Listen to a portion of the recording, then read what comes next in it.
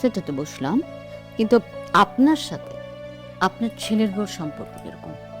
আমার ছেলেটার যখন ১৩ বছর বয়স আর আমার মেয়েটার ৮, ঠিক ওই সময় আমার স্বামী মারা যান।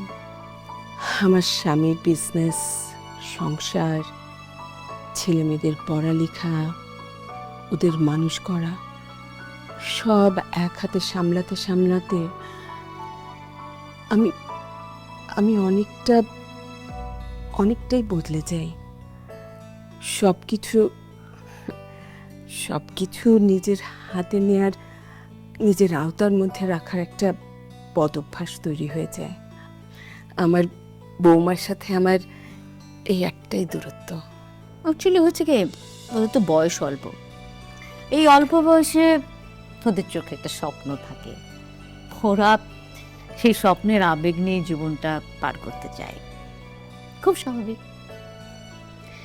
তবে এই রিলেশনশিপগুলি মানে মেনটেন করার জন্য পরিবারে যারা সিনিয়র আছেন তাদের অনেক দায়িত্বশীল হতে হয়। আই হোপ যে আপনি সেই দায়িত্বটা পালন করছেন। চেষ্টা করছি। বাই দ্য ওয়ে, আমি যেটা পারি আর কি, আমি চেষ্টা করব ওদের যেন ডিভোর্সটা না হয়। আপনার প্রতি আমার কৃতজ্ঞতা শেষ থাকবে না।